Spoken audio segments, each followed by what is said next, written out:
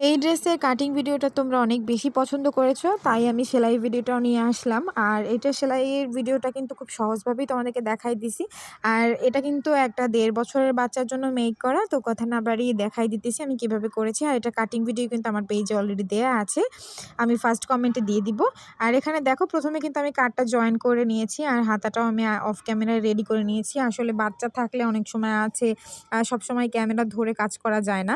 তো দেখো, আমি সোজা সাইডে কিন্তু আগে যে হাতার যে কাপড়টা আমি নিয়েছি ওইটা আমি এখানে সেলাই করে নিচ্ছি। তারপরে আমি আবার, যেহেতু এটা ইনার দিয়ে আমি বানাবো, তো এই কাপড়টাও আবার আমি সোজা সাইডে দিয়ে তারপরে আমি সেলাই করে নিচ্ছি। অবশ্যই কিন্তু হাতার কাপড়টা ভেতরের দিকে থাকবে।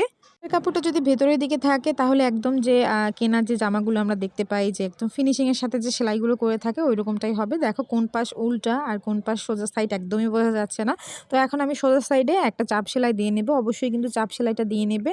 যেকোনো ইনার দিয়ে ড্রেস বানাইলে ওগুলোতে একটা চাপ সেলাই দিতেই হয়। এখন দেখো, আমি একটু স্লো করে দেখাই দিতেছি উল্টা পাশ আর সোজা পাশটা। গলাতে কিন্তু আমি এখানে পাইপিং দিব। তারপরে আমি এখন কোমরের সাইডের জন্য যে কুচির কাপড়টা নিয়েছি ওইটা নিয়ে নিচ্ছি। আর কুচি দেখাটাও আমি দেখাই দিলাম না।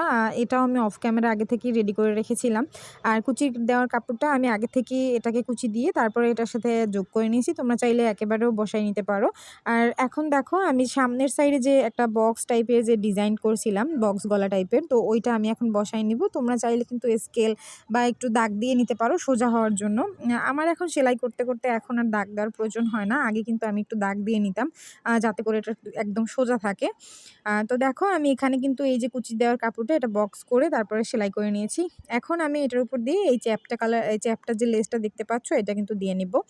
আর এই সেলাইটা আমি কিন্তু লাল সুতা দিয়ে দিয়েছি। অবশ্যই কিন্তু সুতাটা একটু বদলাইয়ে তারপরে নিবে। তো এখন দেখো, আমি এই যে চারপাশে এটাকে একদম ঘুরাই দিতেছি। আর এখানে এই চ্যাপ্টা লেসটা দেওয়াতেই এটা বেশি সুন্দর লাগতেছে। আর ডিজাইনটা কিন্তু একেবারেই সিম্পলের ভিতরে রেখেছি আমি। এই লেসটার বেশি প্রাইস নয়। এটা হয়তোবা গজ নিয়েছিল আমার থেকে ৳২৫ করে।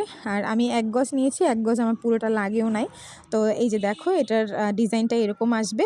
তো এখন আমি নিচের দিক দিয়ে সেলাইটা করে নিয়েছি অফ ক্যামেরা, আর সাইডটা আটকাই নিয়েছি। বাচ্চার মেজারমেন্ট অনুযায়ী কিন্তু পাশটা আটকাই নেবা তোমরা। তো দেখো, এই যে এটার ফাইনাল লুকটা এরকম আসছে। আর এটা দেখতে কিন্তু মাশাআল্লাহ অনেক বেশি সুন্দর হয়েছে।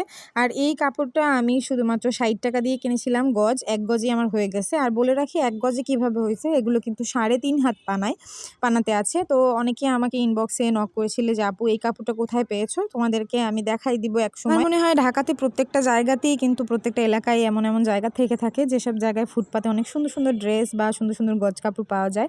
তো আমাদের এখানেও এই যাত্রাবাড়িতেও এরকম একটা জায়গা আছে। তো কোনোদিন এক সময় করে তোমাদেরকে দেখাই দিব যে আমি কোত্থেকে এই গজ কাপড়গুলো আনি। তো এটা দেখতে কেমন হয়েছে অবশ্যই জানাবে। পেজটি ফলো করে রাখবে।